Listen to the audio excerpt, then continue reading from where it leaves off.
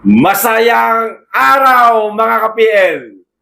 Abay, luko-luko talaga to si Bangag no, mga kababayan. Marami na naman siyang nabiktima sa Davao City, mga kababayan. Nambudol na naman itong mamang ito sa Davao City, mga kababayan. Tuloy, napakaraming Davaoenyo na biktima niya. Di ba nagpunta po siya sa Bukana Bridge noong December 4, mga kababayan. Meron ho siyang iniyabang kasabay nung pagyayabang na nasa kanya di umano yung Bukana Bridge, sinabi niya rin po sa isang interview na December 15, magbubukas daw ang Bukana Bridge. Pwede na daw daanan ng mga motorista, ng mga taga Davao. So, tinandaan po yon ng ating mga kababayan, mga taga Davao. Kahapon, December 15, mga kababayan, sinugod ng sangkaterbang motoristang Davaoenyo ang Coastal Road Rojas Exit, mga kababayan, para saksihan kung gaano kaganda ang Bukana Bridge. Talagang maganda naman talaga. Makikita po natin sa litrato, sa mga video, napakaganda naman talaga. Kaya excited yung mga Davaoenyong puntahan. Pasyal na rin ba? Kaso, hindi pa naman pala ito pwedeng daanan, mga kababayan, ayon po kay Mayor Baste Duterte. Wala naman kasing alam yan si Bangag, mga kababayan, kundi magyabang na lang kasi wala naman siya nagagawang proyekto. Inangkin niya nga yung Bukana Sabi niya sa kanyang administrasyon daw sinimulan, sa kanyang administrasyon din daw po nagtapos. Kaya puro yabang na lang yan. Wala naman kasi nagagawang mabuti yung mama na yan. Di po ba? Tuloy, maraming nabiktima. Ito po ang video, panoorin natin mga kababayan. Sitwasyon po sa Bukana Bridge. Kung gaano po karaming nabudol na biktima itong si Bangag dito sa sinabi niyang magbubukas na di umano December 15 ang Bukana Bridge.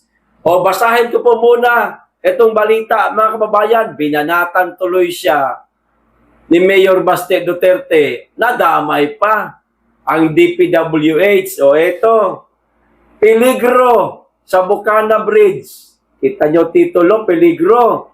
Pumalag si Davao City Mayor Sebastian Baste Duterte sa aniyay premature opening ng Bukana Bridge na inanunsyo ni Pangulong Ferdinand Bangag Bongbong Marcos Jr.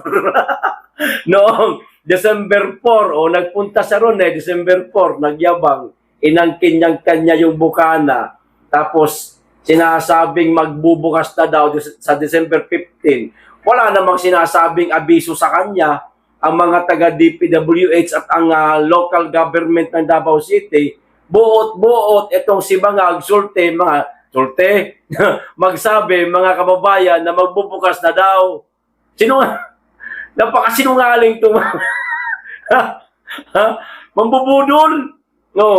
Ito pa, ayon kay Duterte, 2 lang sa 4 na lanes ng Coastal Road Rojas Exit ang pwedeng buksan sa publiko dahil hindi pa ito tapos at wala pang street lights at safety signage na lubhang delikado para sa mga motorista. Sa madaling salita, mga kababayan, incomplete pa po ang Bukana Bridge. Pero sinabi na po ni Bangag na pwede nang daanan. Hindi niya po naiisip, mga kababayan, na magdudulot po ito ng kapahamakan, peligro sa mga motorista. Palibhasa kasi. Hindi naman siya taga Davao Wala siyang pakialam. Bahala kayo, dumaan kayo dyan. Mga tumba kayo habang kayo nagmamaneho ng inyong motorsiklo at ng inyong sasakyan. Problema na ngayon yan ng mayor dyan. Siya ang sisihin ninyo. Parang ganon ang datingan, mga kababayan. Hindi niya man lang binigyan ng babala yung ating mga kababayan. But teka ha, o eto, tapos na. Dapat ganun ba? Tapos na ang Bukana Bridge. O pwede na kayo dumaan, pero mas mainam sa siguraduhin ninyo mula sa alkalde ng Davao City, tanungin ninyo kung maaari na ba o hintayin ninyo ang abiso ng alkalde ng Davao kung talagang pwede na ba siyang daanan kasi mayroong abiso yan mula rin sa DPWH na okay na ang Bukana Bridge. Yung walang ganon, mga kababayan, basta nagyabang lang itong si Bangag na oo, sinimulan to noong 2022, natapos 2023. Ay, na propose 2022, nasimulan 2023, natapos 2025. Ganon yung yabang ni Bangag, mga kababayan. Tuloy yung ating mga kababayan na nabudol. O ito na po yung video. Pasensya na po, medyo napahaba po yung ating kwentuhan, mga kababayan. Panoorin po natin. Andito tayo ngayon sa may Rojas, no? Coastal Road. So dito sa may entry point, no? Sa may rotonda, sa may SM, papuntang Rojas, no? Dadaan ka sa Bukana Bridge. Pero update po, bawal pa po dito daanan. Hindi pa talaga siya bukas, mga kabayan natin, ha? Oo. Mali po yung sinabi ni presidente ninyo na si Bongbong Marcos. Nabukas na daw sa December 15. 16 na ngayon, kagabi. Dapat, pero wala. Ngayon na naman, ang sabi, 6 a.m., buksan siya, padadaanan na, until 5 p.m. Kaya ang nangyayari ngayon, maraming nabudol. Nabudol naman, mga kabayan. Ha? Nabubudol na naman yung taong bayan ngayon. Ha? Siyempre, ang taga Davao, naguguluhan. Ano ba talaga? Ano bang totoo? Di ba? Yun yung mahirap. Di ba? Yun yung mahirap. Kasi nasasayang yung oras, no, ng mga motorista, no? Nakala nila bukas na. Ayon sa mga statement, ayon sa statement ni Bongbong Marcos. Ayun, yung iba mag-U-turn, yung iba DPWH, ayan, DPWH po yan. Yan, Ito yung sitwasyon ngayon, mga bayan. Nakita nyo na ang ginawa ni Ngagba, mga kababayan. Marami siyang nabiktima, marami siyang nabudol. Ituloy ko lang po ang pagbabasa nitong balita, mga kababayan. Ito po ang banat ni Mayor Baste kay Bongbong Marcos at sa DPWH. Ituloy ko lang, sayang po kasi pag hindi ho ninyo nalaman kung paano po binanatan ni Mayor Baste si Bangag. Iginiit ng alkalde na ang integridad at kaligtasan ng mga pampublikong kalsada ay hindi dapat isakripisyo dahil lamang sa deadlines na padalos-dalos na itinakda. Sino ba nagpadalos-dalos? Di si Bangag. Imahinasyon niya, matatapos na bago mag-December 15, mga kababayan. Kaya sinabi niya sa interview, 15, pwede na kayong dumaan. Ipapahamak nitong mamang ito ang mga dabawin nyo. Huwag ho kayo maniniwala basta-basta sa mga sinasabi ng tao na yan. Napakahirap pong paniwalaan ng taong adik, mga kababayan. Wala hong palabra di honor yan. Puro kasinungalingan po ang sinasabi ng taong adik, mga kababayan. Sinungaling. Ang mahalaga ho sa kanya, mapapogi niya yung sarili niya kahit hindi naman totoo ang sinasabi niya. Di po ba? Para po purihin siya, pasalamatan siya ng mga dabawin nyo. Ito ang resulta. Lumabas ang katotohanan. Ang katotohanan, nagsisinungaling, nambubudo lang siya. Ito pa.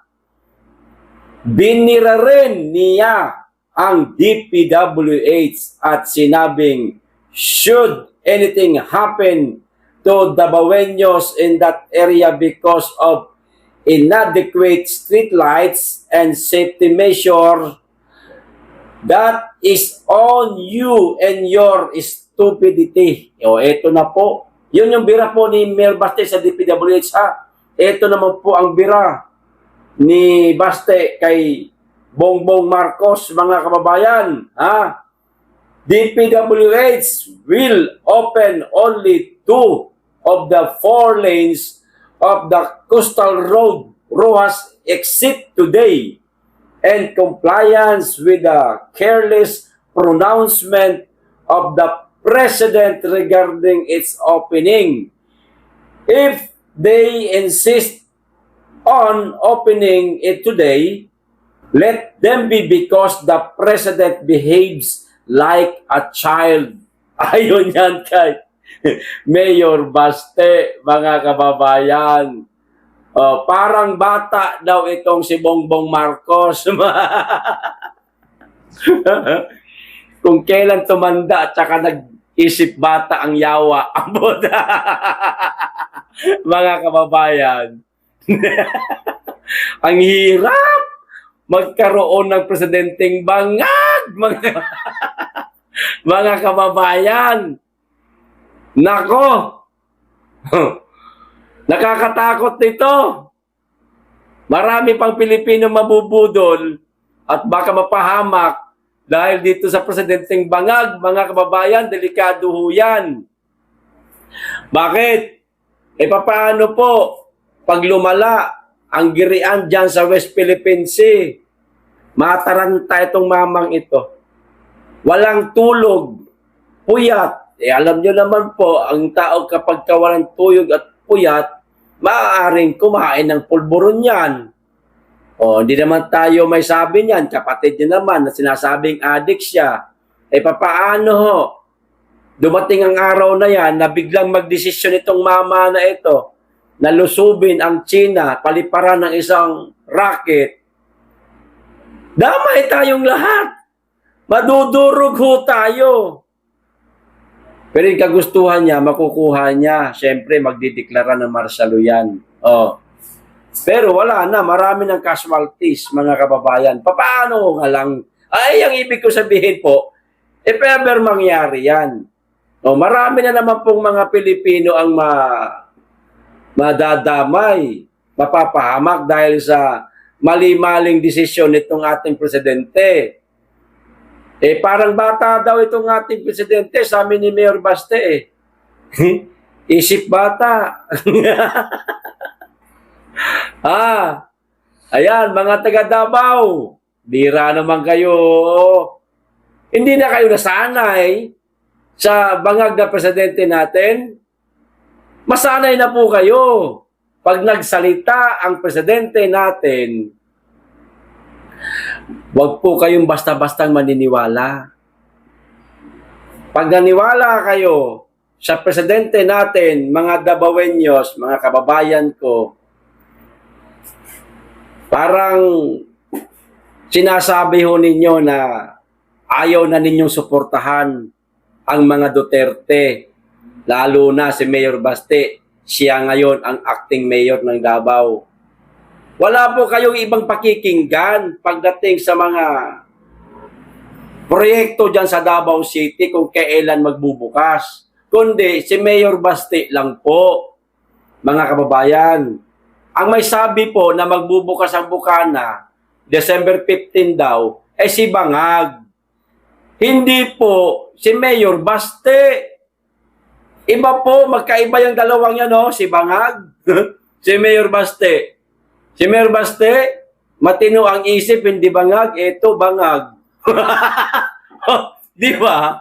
Diyan pa lang layo na ho pinagkaiba Si Baste, matangkad, mestizo. Ito, pandak. Putot, parehas kami. Pandak, parehas kami. Hindi tisoy. No, hindi po ba? Layo ng diferensya. Eto, isip bata. Sabi ni Mayor Baste, isip Baste. Hindi naman isip bata. Diba? Layo ng diferensya. Ang pinakamagandang comparison talaga, si Mayor Baste, hindi Bangag. Ito, Bangag. Wag ko kayo maniniwala. O, wala tayong ibang paniniwalaan kundi si Mayor Baste. Kasi maaaring magbibigay ng abiso, mga kababayan ko, ang taga DPWH ng Davao sa mayor o alkalde ng Davao City. At ang ating alkalde naman dyan sa Davao, siya po ang magsasabi, oh, pwede na kayong dumaan, safety na. Meron ng mga street lights, o meron na rin mga signage, o para hindi kayo dumiretso dyan sa sa tubig, dagat. o, pag si Bangag nagsalita, nako, huwag niyo po papaniwalaan, mga kababayan. Okay. Aral po yan ha, aral. Matuto po kayo. Huwag basta-bastang maniniwala sa taong bangag, okay? Ito pa isang video, mga kababayan. Etong tungkol naman po dito sa kumakalat ngayon na litrato sa social media. Nako, mga kababayan, paninira po ito. Hindi lamang kay Senator Rodante Marcoleta, kundi sa buong Iglesia ni Cristo. Baka sabihin po ng ating mga kababayang hindi kaanib ng Iglesia ni Cristo, akala ko ba hindi umiinom ng alak yung mga iglesia? Bakit nainom pala? Ayan inabutan pa nga ni Tatay Digong ng Red Horse si Marcoleta. Fake news di umano ito, mga kababayan. Yan po ang sinasabi ni Senator Rodante Marcoleta, nililinaw niya lang po.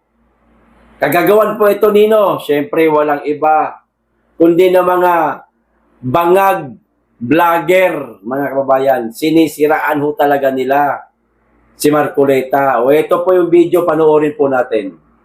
Pangatlo po, ayan po, binaabutan po ako di umano ni dating Pangulong Duterte ng Red Horse. Alam naman po ninyong peke ito eh. Hindi rin po nyo pinakcheck ito. Kami na naman po ang gagawa ng paraan ito. Pangatlo po, ayan po, binaabutan po ako di umano ni dating Pangulong Duterte ng Red Horse. Alam naman po ninyong peke ito eh. Hindi rin po nyo pinakcheck ito. Kami na naman po ang gagawa ng paraan ito. Napakaliit po ng litratong nakikita ho natin sa screen kanina. Ipakita ko po sa inyo. Ayan, mga kababayan. Yan po. Kita nyo, inaabot ni Tatay Digong di umano ang Red Horse kay Marcoleta at meron pa siyang isang kasama. Hindi ko masyado makilala kasi medyo bata-bata pa. Paninira lang po ito, mga kababayan ha, kay Senator Rodante Marcoleta. Hindi ho totoo yan. Sa edad na yan, iinom pa kaya ng alak si Marcoleta? Di hamak nga na mas bata ako kay Marcoleta. Ako nga, di na ako nainom ng alak eh. Di po ba? Paninira lang ho yan, mga kababayan. Huwag po kayo magpapaniwala dyan. Katulad po nitong panibagong paninira. Parang ito kung maituturing, mga kababayan eh. Ito namang tungkol naman po kay Pastor Apollo Kibuloy. Aba, meron pong mga peking online page, mga kababayan, o FB page. Meron pong gumawa ng FB page, mga kababayan, ni Pastor Apollo Kibuloy at di umano'y nangihingi ito ng mga, syempre, pera. Hindi po ito totoo ha. Paninira lang po ito, mga kababayan. Paninira, pero kung halimbawa, makabiktima itong admin, itong page na ito, ng mga perang hinihingi niya, syempre, kapakinabangan niya na yan. Pero, kinokontent ko lang po ito para malaman nating lahat na hindi po ito kay Pastor Apollo Kibuloy o sa KOJC ha, mga kababayan. Ito, ayan, panoorin po natin ang video. Ito na ho. Nagbabala ang The Kingdom of Jesus Christ o KOJC laban sa pagdami ng mga peking online pages na umano'y nagkukunwaring konektado kay Pastor Apollo C. Kibuloy. Si Jason Rubrico sa report. Ibinabala ng The Kingdom of Jesus Christ ang pagsulpot ng maraming pekeng online pages sa social media, partikular sa Facebook na nagkukunwaring konektado kay Pastor Apollo C. Kibuloy. Sa kanilang opisyal na pahayag, sinabi ng KOJC na may mga individual na walang pahintulot na gumagawa ng social media pages na ginagamit ang pangalan ni Pastor Kibuloy upang manghingi ng donasyon, kabilang ang pagpapadala ng stars at iba pang uri ng online gifts na napupunta umano sa personal na kapakinabangan ng mga nasa likod nito. Nilinaw ng KOJC na dalawa lamang ang kinikilalang opisyal na Facebook page at ito ang Pastor Apollo C. Kibuloy at The Gospel of the Kingdom of Jesus Christ. Ayon pa sa KOJC, illegal at hindi otorisado ang anumang iba pang page o account na nag-aangking kumakatawan kay Pastor Kibuloy, kaya't pinaalalahanan nila ang publiko na maging mapagmatyag, tiyaking beripikado ang pinanggagalingan ng impormasyon at umiwas sa pagpapadala ng pera o regalo sa mga kahina-hinalang account. Dagdag pa ng grupo, aktibo na nilang minomonitor at nire-report ang mga naturang pekeng pages sa mga kinaukulang otoridad upang maprotektahan ang publiko at maiwasan ang pananamantala. Para sa beripikasyon, hinihikayat ng KOJC ang publiko na dumiretso lamang sa dalawang opisyal na pahina na kanilang tinukoy. Para sa Diyos at sa Pilipinas kong mahal, ako si Jason Rubrico, SM9 News. So ayun mga kababayan, grabe ho, paninira nila sa mga aliado ng dating Pangulong Rodrigo Roa Duterte. Hindi na po sila nakontento sa ginawa nila sa KOJC na kinubkob nila ng labing-anim na araw. Meron pang nasawi na miyembro ng KOJC at sa pilitan nilang iditine si Pastor Apollo Kibuloy na hindi pa naman naaakusahan, napapatunayan ang mga aligasyon laban sa kanya. Tapos eto, ginawan-gawan pa ng mga FB page, mga kababayan, para sa kapakinabangan po nila. Ayan. Maliwanag po ang sabi, ginagamit yung page para manghingi ng donasyon sa pamamagitan ng pagbibigay ng stars. Sa kanilang page, kikita ho yan. Babala po ito ha. Hindi po konektado kay Pastor Kibuloy o sa Kingdom of Jesus Christ. Ito mga page na pinakita ko po sa inyo kanina mga kababayan. Gawa-gawa lamang po ito, peke. Gumagawa lamang sila ng pera para siyempre sa kapakinabangan po nila. Baka mamaya kayo na biktima na po itong mga page na ito. Paki-report nyo po pag nakita nyo yung page na yan para hindi na po makagawa ng panloloko sa pamamagitan ng pera sa ating mga kababayan. Naku, wag ho kayo basta-basta maniniwala. Pinakita naman po yung dalawang page kanina, yun na lang po ang sundan ninyo. Okay, ito pa. Isa pang balita, mga kababayan, na matindi. Itong ginawang pagdeklara, mga kababayan, ng mga taga-CPP. Parang baliktad na yata ang nangyayari ngayon sa ating bansa. Ito, basahin ko muna. Idiniklara ng Central Committee ng Communist Party of the Philippines o CPP ang ceasefire para sa Pasko at Bagong Taon. Sino daw po ang nagdeklara, mga kababayan? Ang taga-CPP o Communist Party of the Philippines ng ceasefire. Hindi na po ang gobyerno. Matindi. Hindi na pala gobyerno ngayon na magdedeklara ng ceasefire, kundi sila na ho. Naungasan na yung gobyerno nito. Kamusta na ang mga taga-AFP? Ano nangyari? Papayag kayo na utos-utusan lang kayo nito mga mokong na ito na ceasefire daw muna. Walang ceasefire. Sa mga kalaban ng gobyerno, AFP, wag niyong papaniwalaan ito mga sinasabi nila. Baka sumunod pa ho kayo. Para na rin kayong bata, katulad ni Marcos. Ayon sa grupo magiging epektibo ang ceasefire pagpatak ng Disyembre 25 hanggang alas 11:59 ng gabi, Disyembre 26 ng kasalukuyang taon at pagpatak ng Disyembre 31 hanggang alas 11:59 ng gabi sa Enero 1 sa susunod na taon. Ayan.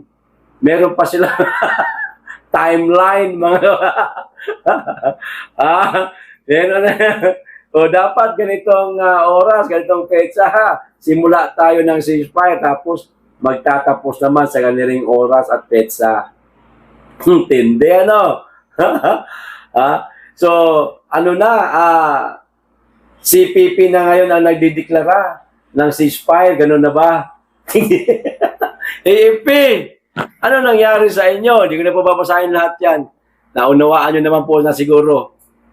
Di po ba? AFP, General Browner, habang kagustuhan nila ng ceasefire, General Browner, kung talagang may bayag ka, sir, wag mong didinggin itong kagustuhan nila, baswerte naman nila.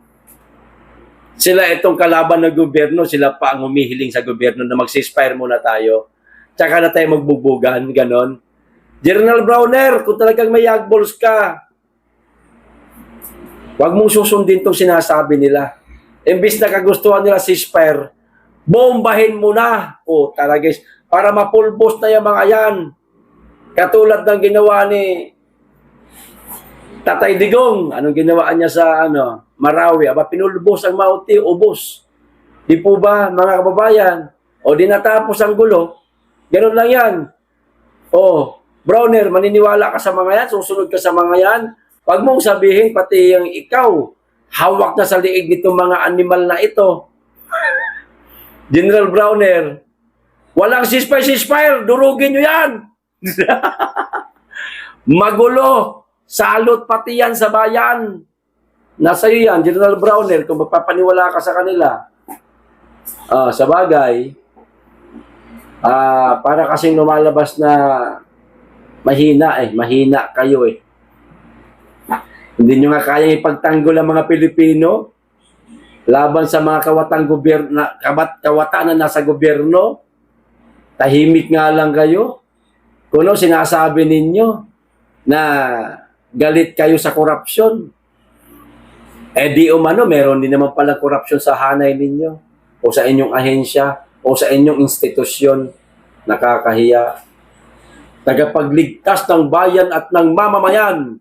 Ngayon, hawak na ng elected official na kawatan ng bayan. O kawatan sa kaban ng bayan. Ako po! Huwag naman sana mangyari yan sa inyo, General Browner. Di ba, mga kababayan? O, ito pa isang balita. Nako, etong tungkol po sa viral ito ngayon, mga kababayan.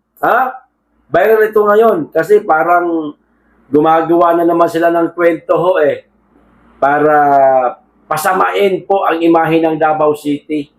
Ito etong tungkol po sa Bang Bang Bang sa Sydney, Australia, mga kababayan. Nadamay po kasi, nabanggit dito ang Pilipinas, lalong-lalo na ang lugar ng Davao. Lilinawin natin to para maunawaan po ng ating mga kababayan. Mamaya, pag sinabing Davao, Davao City na. The BI o Bureau of Immigration, ibig ko sabihin the BI confirms Indian national Sajid Akram and Australian national Navid Akram, who were identified as suspects in the Bundy Beach shooting, arrived in the Philippines on November 1 from Sydney, Australia. They both reportedly Davao as their destination. Banggit na yung dalawang lugar, Pilipinas at Davao City. They left the Philippines on November 28 on a connecting flight from Davao to Manila with Sydney as their final destination. The BI added by yun lang ang sinabi ng BI. Ayan. Babasahin ko pa sana yung pangalan ng reporter. Huwag na lang. Ayan na, ulitin ko. Dumating sila sa Pilipinas, mga kababayan. Ayon to sa balita, ayon ito sa Bureau of Immigration, dumating itong dalawang Indian national, mga kababayan, sa Pilipinas, November 1. November 1. Then, hindi naman sila sa Maynila nagtagal, kundi sa Davao. Pero lilinawin ho natin, pag sinabing Davao, hindi po ibig sabihin yan Davao City. Okay, wala naman nakalagay Davao City. Wala rin nakalagay Davao del Sur, Oriental, Occidental, De Oro, wala. Basta kay Davao. Hindi po maliit na lugar ang Davao. Kaklaruhin ko lang. Malaki po ang Davao City, Davao Region. Malay natin baka nasa Davao Region lang. Kasi kung Davao City mahihirapan itong dalawang Indian national na gumawa ng bang bang bang doon sa Sydney, Australia sa Bondi Beach. Kasi puno po ng checkpoint ang Davao City. Maging ang Davao del Sur. Buong Davao Region puno po ng checkpoint. Anumang oras, pwede silang masakote, lalo na't may dala silang armas kung sakasakaling meron man o wala. Kung meron, mahuhuli sila. Kung wala, hindi ho. Mga kababayan. Davao lang ang binanggit, walang Davao City kasi parang sabihin na naman taguan pala ng mga kriminal yung Davao na yan pinagmamalakin yung tahimik dyan, malinis. Taguan dyan pala nagtatago ang mga kriminal, nabubuhay pala sila dyan Hindi po sinabing Davao City, Davao lang po, wala nga probinsya Hindi nga alam kung Del Sur, De Oro, Occidental o Oriental ito Napakalaki po ng Davao baka mamaya sabihin ng mga trolls, Davao ito. Ngayon, umalis sila, mga kababayan, ng Pilipinas noong November 28. Connecting flight po ang sinakyan nila mula Davao, Manila. Then, papunta pong Sydney, Australia, mga kababayan, ang pinaka-destinasyon nila. At doon na po nangyari ang bang, bang, bang. Ayan. Yun po ang katotohanan yan, mga kababayan. Walang gulo sa Davao City dahil hindi naman ito doon ang gulo at hindi rin tukoy kung saan talaga sa Davao nag-stay itong dalawang Indian national na ito. Davao lang. Malaki po ang Davao region. Malay natin, doon sa pinakadulo sila. De Oro. Yan, napakalayo na ho niyan. Mula sa Davao City, ang biyahe na siguro nasa mga 8 oras. Sobra pa. Ganyan po kalayo. Napakalayo ho. Kumbaga, NCR, Cubao. Sasakay ka ng bus, Cubao, papuntang Bicol. Yan, gaano kalayo yan. Ilang oras biyahiin yan. Parang ganun po. Magkalapit lang ang kanilang distansya, yung Davao to De Oro, Davao City to De Oro, tapos Cubao naman to parang Bicol, ganun. Parang magkasing layo lang sila, sa madaling sabi, mga kababayan. Okay, so hanggang dito lang po. Maraming salamat. Mag-iingat kayo lagi. Higit sa lahat, mahalin po natin ang Pilipinas.